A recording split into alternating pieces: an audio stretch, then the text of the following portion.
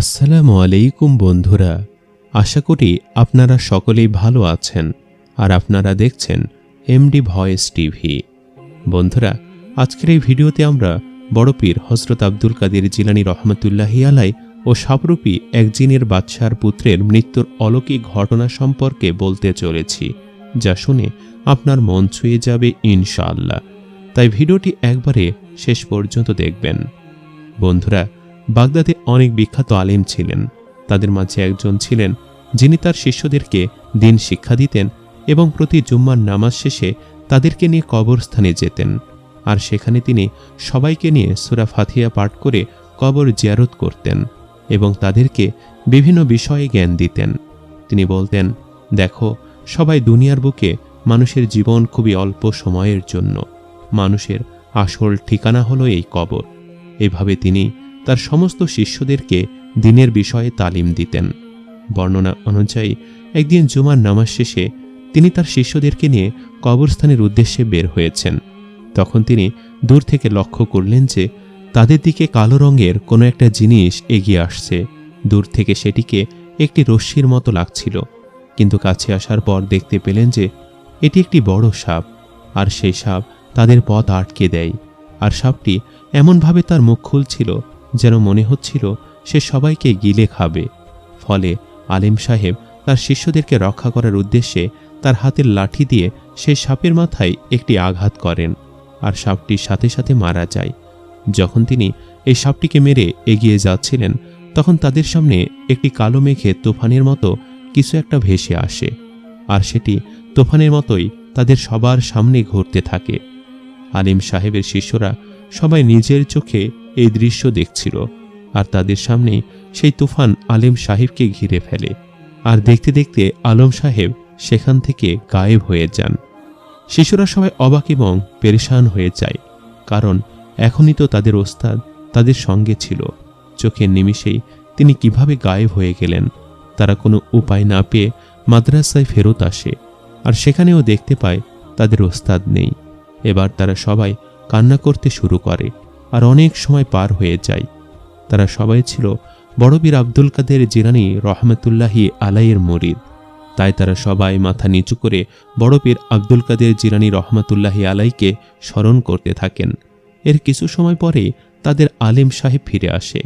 শিষ্যরা তাদের ওস্তাদকে দেখতে পেয়ে তার নিকট ছুটে আসে আর বলতে থাকে, আমরা নিজের চোখে আপনাকে সেই কালো তুফানের মাঝে গায়েব হতে দেখেছি। সেই কালো মেঘের তুফান কোথা থেকে এলো, আর সেটি আপনাকে কোথায় নিয়ে গিয়েছিল? শিষ্যদের এই কথা শুনে আলিম সাহেব একটু মুচকি হাসলেন আর বললেন, যখন সেই তুফান আমাকে নিয়ে গিয়েছিল, আমিও কিছুক্ষণের জন্য ঘাবড়ে গিয়েছিলাম। সে কালো মেঘের তুফান আমাকে খুব সুন্দর একটি জায়গায় নিয়ে যায়, যার চারপাশে ছিল শুধুই পানি, দেখতে অনেকটা দ্বীপের মতো। আসলে এটি কোনো মানুষের বসতি ছিল না, এটি ছিল একটি জিনের দ্বীপ। এখানে জিনরাই আমাকে ওই রকম তুফানের মতো করে নিয়ে এসেছিল। তারা যখন আমাকে সেই দ্বীপে নিয়ে যায়, তখন সবাই মিলে আমাকে তাদের বাদশার কাছে নিয়ে যায়। তারা সবাই খুব রাগান্বিত ছিল। আমি বুঝতে পারছিলাম না যে তারা আমার সঙ্গে কেন এমন করছে। আমি কি এমন ভুল করেছি যে তারা এত রাগান্বিত হয়ে আছে? ফলে আমি কিছুটা স্থির হয়ে বিষয়টি বোঝার চেষ্টা করলাম, আর দেখলাম তাদের বাদশার চোখ দিয়ে আগুনের কুণ্ড বেরোচ্ছে, আর সে আমাকে ঘুরে ঘুরে দেখছে। তার হাতে একটি তরবারি ছিল। এবারও কিছু বুঝতে পারছিলাম না, কিন্তু আমি যখন অন্য পাশে তাকাই, সেখানে দেখি একটি যুবক জিনের মৃতদেহ পড়ে আছে। সে ছিল মাথায় আঘাতপ্রাপ্ত এবং মাথা থেকে অনেক রক্তপাত হচ্ছিল। এবার আমি জিজ্ঞাসা করি, এই যুবকটিকে? তখন সে জিনের বাদশা রাগী চোখে আমার দিকে তাকিয়ে বলে, তুই এই যুবককে হত্যা করেছিস? আমি তখনও বুঝতে পারছিলাম না ব্যাপারটা, কারণ আমি আমার শিষ্যদেরকে নিয়ে কবর জিয়ারতের জন্য বের হয়েছিলাম, আর আমার সামনে তো এমন কোনো যুবক আসেনি যাকে আমি হত্যা করতে পারি। তখন আমি বলি, খোদার কসম, একে আমি হত্যা করিনি, বরং আমি খুবই অবাক হচ্ছি যে আপনারা কেন আমাকে অযথা দোষারোপ করছেন আর এখানে ধরে নিয়ে এসেছেন। তখন জিনের বাদশা বলল, তোর হাতের লাঠিটা এর প্রমাণ। তুই যুবককে হত্যা করেছিস, তোর লাঠিতে এখনো রক্ত লেগে আছে। তারপর আমি বলি, আমার এই লাঠিতে যে রক্ত লেগে আছে সেটি একটি সাপের রক্ত। আমি আজ একটি সাপ মেরেছি, কিন্তু কোনো যুবককে মারিনি। তখন সে জিনের বাদশা বলল, তুই জানিস না তুই আজ কত বড় গুনাহ করেছিস? আমার ইচ্ছা করছে এখনই আমার তলোয়ার চালিয়ে তোর শরীর থেকে মাথা আলাদা করে দিতে। তুই যে সাপের মাথায় আঘাত করে হত্যা করেছিস সেটি কোনো সাপ নয়, সে ছিল আমার পুত্র। এই কথা শুনে আমি হতবিহ্বল হয়ে যাই। এর মানে হলো আমি একটি জিনের পুত্রকে হত্যা করেছি। এখন তো এ জিনের বাদশা আমাকে ছাড়বে না, সে তার প্রতিশোধ অবশ্যই নেবে।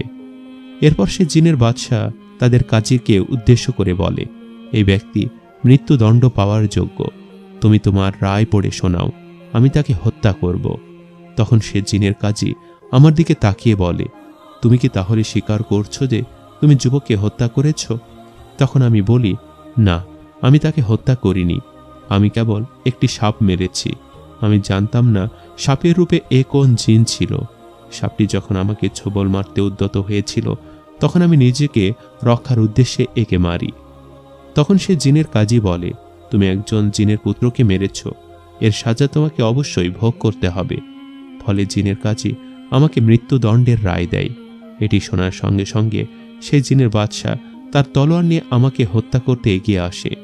আমি তখনই মনে মনে কালিমা পড়তে শুরু করলাম এবং সঙ্গে সঙ্গে বড় পীর আব্দুল কাদের জিলানী রহমাতুল্লাহি আলাই একটি কথা আমার মনে বেজে ওঠে। যখন কোনো ব্যক্তি বিপদগ্রস্ত হয় এবং সেই অবস্থায় মহান আল্লাহ তাআলার কাছে দোয়া প্রার্থনা করে, সাহায্য প্রার্থনা করে, তখন আল্লাহ তাআলা অবশ্যই তা কবুল করে নেন। তখনই আমি মহান আল্লাহ তাআলার কাছে দোয়া করতে লাগলাম, হে আমার আল্লাহ তাআলা, আপনি আমার ওস্তাদ বড় পীর আব্দুল কাদের জিলানী রহমাতুল্লাহি আলাইহির উসিলায় আমাকে সাহায্য করুন। আমি দোয়া করার সঙ্গে সঙ্গে এক নুরানি চেহারা ব্যক্তি জিনের বাদশার সামনে হাজির হয় এবং বলে, এই ব্যক্তিকে হত্যা করো না, এই ব্যক্তি হচ্ছে বড় পীর আব্দুল কাদের জিলানী রহমাতুল্লাহি আলাইহির মুরিদ। এই কথা শোনার সঙ্গে সঙ্গে জিনের বাদশা তার হাত থেকে তলোয়ার ফেলে দেয় আর আমাকে বলে, হয় হে আলেম, আমি আপনাকে বড় পীর আব্দুল কাদের জিলানী রহমাতুল্লাহি আলাইহির সম্মানের খাতিরে আমার পুত্রের হত্যার প্রতিশোধ থেকে মুক্ত করে দিলাম, কিন্তু আমি আপনাকে এমনি এমনি যেতে দেব না। আপনি আমার পুত্রের গোসল করাবেন, তারপর জানাজা পড়াবেন। এরপর সে জিনের বাদশার পুত্রের গোসল করিয়ে আমি তার জানাজা পড়াই। জানাজা শেষে তারা আমাকে সেই কবরস্থানের নিকটে রেখে যায়, কিন্তু তোমরা তখন সেখানে ছিলে না। আমি বুঝতে পারলাম আমার সব শিষ্যরা হয়তো মাদ্রাসায় ফিরে গেছে। এরপর আমি কবরস্থানে সূরা ফাতিহা পাঠ করে কবর জিয়ারত করে মাদ্রাসায় ফেরত আসি, আর সেই জিনেরা আমাকে সেখানে রেখে গায়েব হয়ে যায়। তো বন্ধুরা, কেমন লাগলো আমাদের আজকের এই ভিডিওটি কমেন্ট করে অবশ্যই জানাবেন। আজ তাহলে এই পর্যন্তই। আপনারা ভালো থাকবেন, সুস্থ থাকবেন। আল্লাহ হাফেজ।